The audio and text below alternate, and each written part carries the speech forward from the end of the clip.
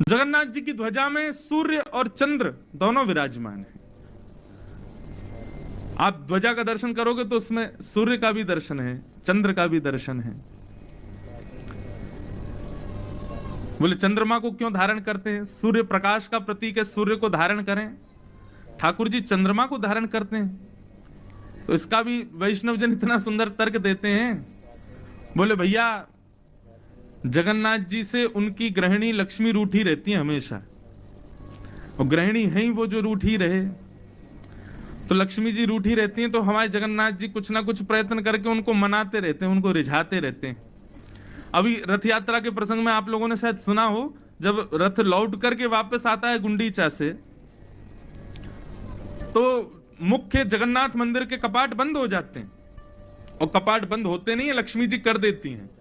और फिर लक्ष्मी जी का प्रतिनिधि करते हुए उनके पुजारी जी सब ऊपर से जगन्नाथ जी को रथ में देखते हैं। अच्छा, बलराम जी अंदर चले गए, सुभद्रा जी रह गई, जगन्नाथ जी अकेले बैठे रहते हैं रथ पर। लक्ष्मी जी रूठ गई, बोले तुम हमको लेकर के नहीं गए हैं, अपनी मौसी के घर गए, हमको छोड़ गए यहीं पे अकेले, और गए तो गए, लौट के आए हो तो हमारे लिए लेके क्या आए हो बताओ? आप गए तो हमारे लिए क्या लाए? तो फिर जगन्नाथ जी रसगुल्ला का भोग दिखाते हैं नीचे से, आपके लिए रसगुल्ला लेकर के आए। बहुत सारे लोभ देते हैं, लक्ष्मी द्वार नहीं खुलती, जैसे ही रसगुल्ला दिखाते हैं जगन्नाथ जी सो ही द्वार खुल जाते हैं, लक्ष्मी प्रसन्न हो जाती। तो लक्ष्मी जी को खुश करने के लिए जो जगन्नाथ जी कुछ ना कुछ करते रहते हैं। अब लक्ष्मी जी रूठी बैठी किसी बात से, जगन्नाथ जी ने मन बनाया क्या करें। तो जैसे समुद्र से उत्पन्ना है लक्ष्मी, वैसे ही समुद्र से उत्पन्न है चंद्रमा, माने भगवान के साले साहब हैं। दुनिया के लोग साले साहब को घर में बुलाते हैं, उनका प्रेम से खूब आदर सम्मान करते हैं, लेकिन ठाकुर जी ने तो अपने साले साहब को सिर पर ही बिठा रखा है। क्यों? ताकि लक्ष्मी नाराज नहीं हो गई। और कभी नाराज होती भी है ना लक्ष्मी, तो ठाकुर जी यूं ही देखने लगते हैं, और जैसे ही ठाकुर जी ऊपर देखते हैं तो लक्ष्मी कहते ऊपर क्या देख रहे हो? बोले तुम देखो। अच्छा, अरे मेरा भैया बैठा। नहीं, मैं तो ऐसे ही कह रही थी, आप नाराज मत होना। वो अपने भैया को जब देखती है कि ऊपर बैठे हैं तो नाराज कम होती है। इसलिए ठाकुर जी के ध्वजा पर एक विनोद भाव है। ये शास्त्रीय बात तो बहुत सारी होंगी, शास्त्रीय बात तो यही है कि भाई पूरे विश्व को निशा में प्रकाश चंद्रमा देता है और दिन में प्रकाश सूर्य देता है, वो दोनों भी जिनके अधीन हैं वो श्री जगन्नाथ।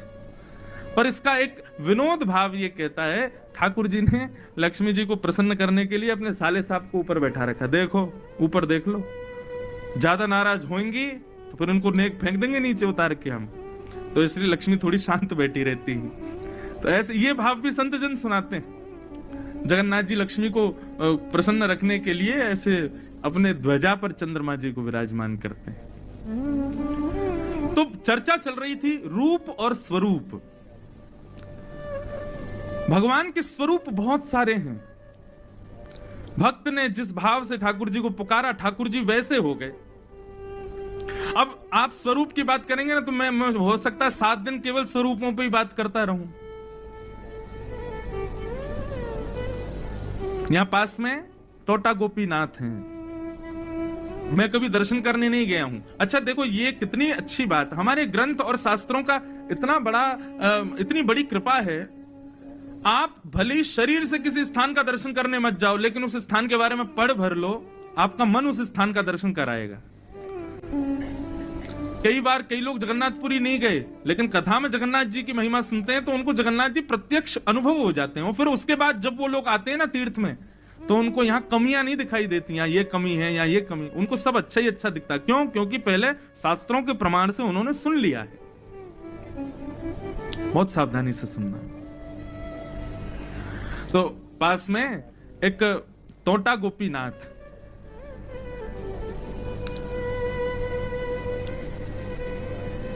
टोटा गोपीनाथ जी के प्रादुर्भाव की कथा तो बहुत लंबी है और बहुत सुंदर भी है।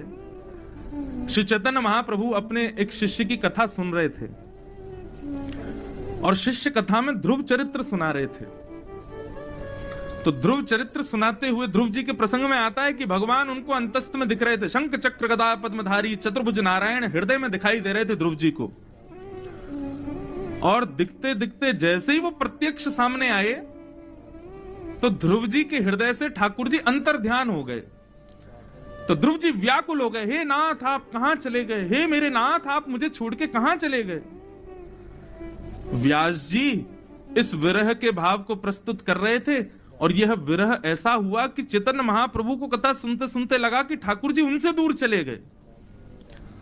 तो चैतन्य महाप्रभु जिस स्थान पर बैठे थे, जिस जगह पर बैठे थे, उसी जगह को ऐसे खोजने लगे, खोदने लगे भाव में, हे नाथ आप कहां हो, हे नाथ आप कहां हो। वहां मिट्टी थी, घास थी, सबको उखाड़ने लगे।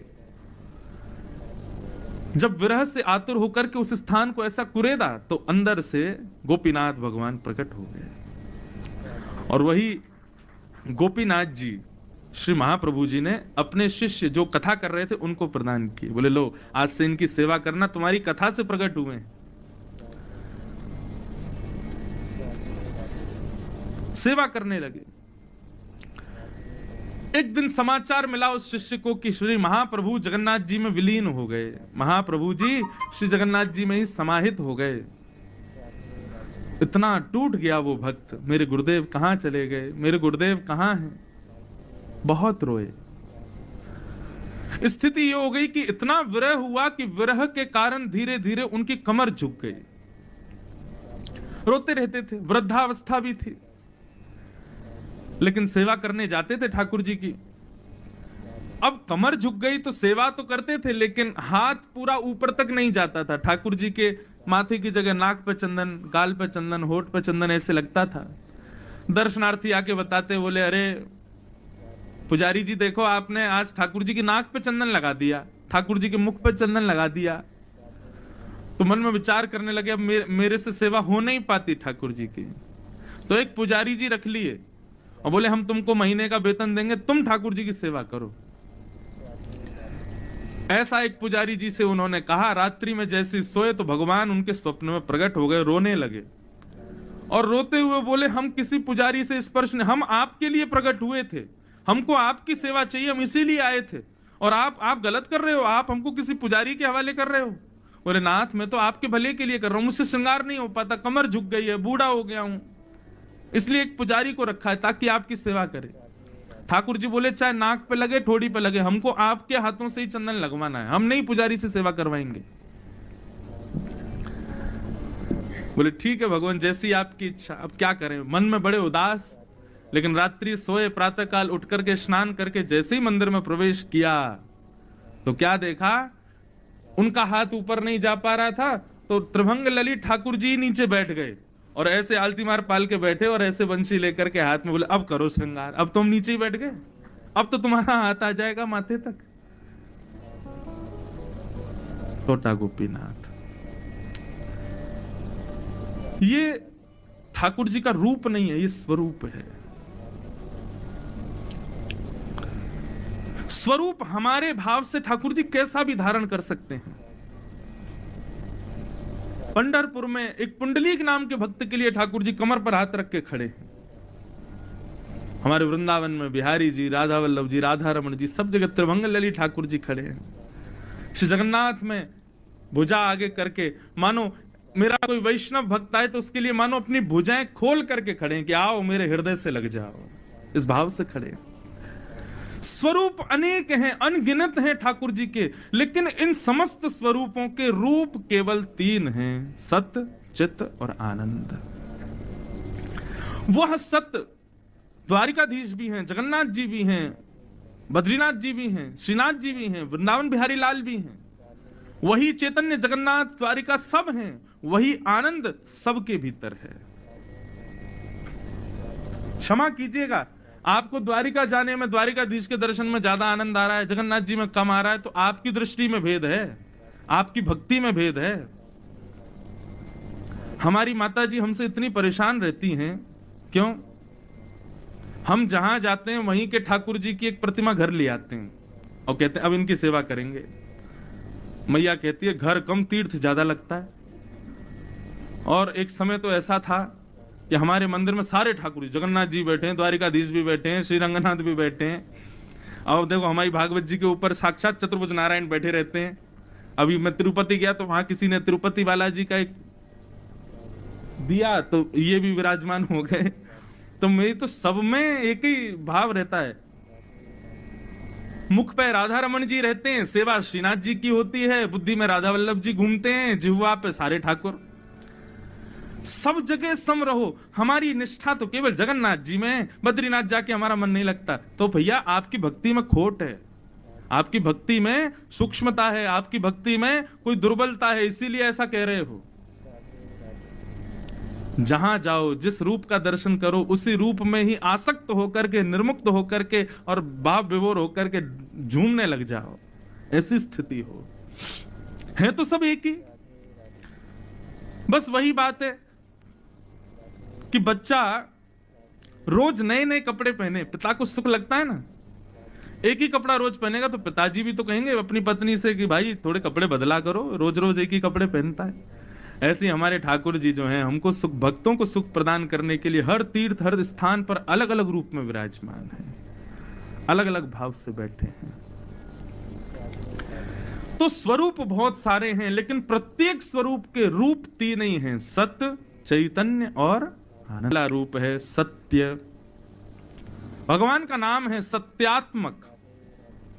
सत्यव्रतम सत्य परम त्रिसत्यम सत्यस्य योनिम निहितम च सत्ये सत्यस्य सत्यमृत सत्य नेत्रम सत्यात्मकम त्वाम शरणम प्रपन्नाः। ठाकुर जी का नाम है सत्यात्मक। जय श्री जगन्नाथ महाप्रभु की, श्री राधा वल्लभ लाल की जय। पूज्य महाराज जी कृपा करके पधारे। हमने भी महाराज जी को वचन दिया, आज आएंगे शाम को राधा वल्लभ मठ।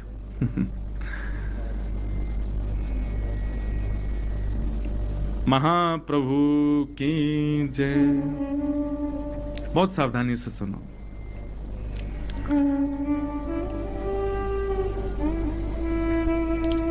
सत्यात्मक ठाकुर जी सत्य स्वरूप हैं। क्यों? क्योंकि उनके सन्मुख जाने पर सत्य आप छुपा नहीं पाओगे। जगन्नाथ भगवान के सन्मुख जाकर के आप अपने सत्य को छुपा नहीं सकते। आप सबसे छुपा लोगे, लेकिन ठाकुर जी से नहीं छुपा सकते। मेरे सामने आप झूठ बोल जाओगे, अपने किसी रिश्तेदार के सामने झूठ बोल लोगे, लेकिन हमारे जीवन में कुछ लोग ऐसे होते हैं, उनके सामने हम चाह करके भी झूठ नहीं बोल सकते। और उन लोगों में गुरु प्रधान होते हैं, गुरु के सामने झूठ नहीं बोला जाता। कई बालक होते हैं, वो अपने माता पिता से झूठ नहीं बोल पाते। उनके साथ के मित्र कहते हैं कि भाई घर में ऐसा बोल दो ना, बोले भाई यार माता पिता के सामने झूठ नहीं बोल पाता मैं। कई लोग ऐसे होते हैं। लेकिन बंधुओं, ठाकुर जी का रूप तो ऐसा है, उनके सामने कोई असत्य बोल ही नहीं सकता, सब सत्य ही बोलेंगे। ठाकुर जी के सामने कोई अपने सत्य को छुपा नहीं सकता, सब सत्य प्रकट करते हैं, इसलिए वो सत्य स्वरूप में हैं, सत्यात्मक। ठाकुर जी का दूसरा स्वरूप है चैतन्य। भगवान को कभी जड़ मत मानो। ठाकुर जी मूर्ति हैं। अब यहां जगन्नाथपुरी में आप जाओगे, यहां दारू ब्रह्म काष्ठ के हैं, ठाकुर जी लकड़ी के हैं, लेकिन उनके प्रति दारू भाव रखना, काष्ठ भाव रखना, लकड़ी का भाव रखना, ये बहुत बड़ा अपराध है।